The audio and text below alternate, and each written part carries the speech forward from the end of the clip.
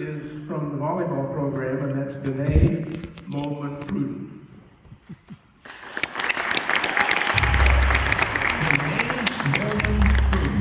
Was a three-time first-team all-conference volleyball player at Utah State, and she is one of only 2 players in school history to do that. Her senior year, she helped Utah State to its first ever NCAA tournament. The Aggies advanced to the second round and finished the year ranked 22nd in the nation. She ranks first all-time in school history with a .349 hitting percentage and still holds the top 3 spots for hitting percentage in a season. When Jerry called me, I was super excited about getting inducted. He had left a message. So when I told my husband, I think my husband kind of was like, oh, maybe, I don't think so, that's not it. And then when I called and Jerry told me, I was so excited, and it's such a privilege. I couldn't believe it, because I just didn't think I'd ever have the chance. So I'm really excited about it. I was so grateful, obviously, for Ginny Alexander for taking a chance on me, because she did just happen to, get this letter and was like, I think I'll try her out. And they were looking for a middle, and it worked out. So obviously with Ginny, she was my coach my freshman and sophomore year. Probably my coach at Utah State at the beginning of my career who made the biggest difference was Mike Jordan.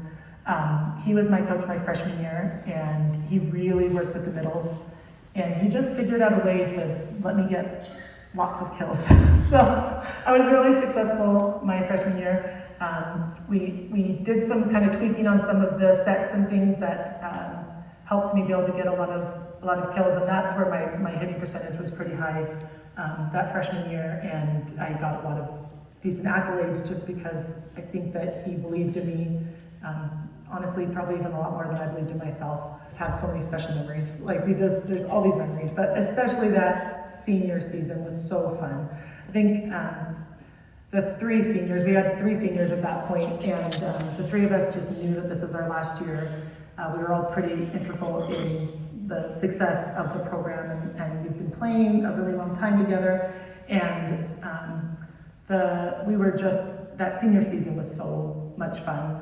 That was probably, I don't know if I say that was my favorite season. They're all my favorite seasons, it's hard to pick, but that's one that was probably my most memorable season, was my senior year. So that would have been our 2000 season. I think it was just some of the big wins. We had some really big wins that year, and then being able to make it to the NCAA tournament for the very first time in any volleyball, like Utah State volleyball program, was such a special experience for us. And then to end the season ranked was a really huge accomplishment as well. We'd never even been ranked, and we even ended the season ranked. So I just think that season was such a special season. 2 of my most memorable matches were from my senior year. My first was when we beat Brigham Young University, so we beat BYU, and they were ranked 10th at the time, and so we beat them in 3, and it was at home. It was so fun. We were so excited. They almost got us that first set. I think it was 13-15, and so we just barely got them that first set, and then every single set they scored less points and less points, and that was a really fun memory to be able to beat them at home. And that senior year, we ended up beating both Utah and Weber State, and then BYU, so we ran kind of the Utah.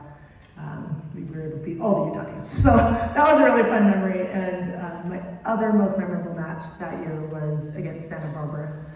They were ranked ninth at the time in the country, and they, that last set, back then it was more normal to call it bageling. We bageled Santa Barbara, meaning that they didn't score any points, so we beat them 15-0, and that was the only team I think I'd ever done that to. In college especially, it is not obviously very common in college to bagel somebody, but so exciting, and to have them be a 9th-ranked team and then be able to come out and beat them. There's just some of my teammates, especially all my teammates from California, because I had a lot that were from California, they were so excited about beating them. So those were probably my 2 most memorable matches that senior season. My sophomore season, we had a new coaching staff come in, and his name was Tom Peterson, and he brought in some really fun coaches to coach with us, Grayson and Shay, and we just had such a good time with that group. And Tom was a really different coach for us. We had been the first couple of years, I had really good coaches, but they were very more controlling. They wanted things done a very certain way, and so we had to play very exact. And when Tom came in, he really believed in letting us compete. And so really we would warm up for practices, we would probably pass and serve a little bit, and then we would just go into 6v6 competing back and forth these games. And when we play these games, man, there were some of my teammates that would just get so into it, and like they'd be yelling across the net, and that was so different for me. My personality was much more of a like, can't we all just get along and play hard and get better? But for those years, I just loved. I don't know if we competed.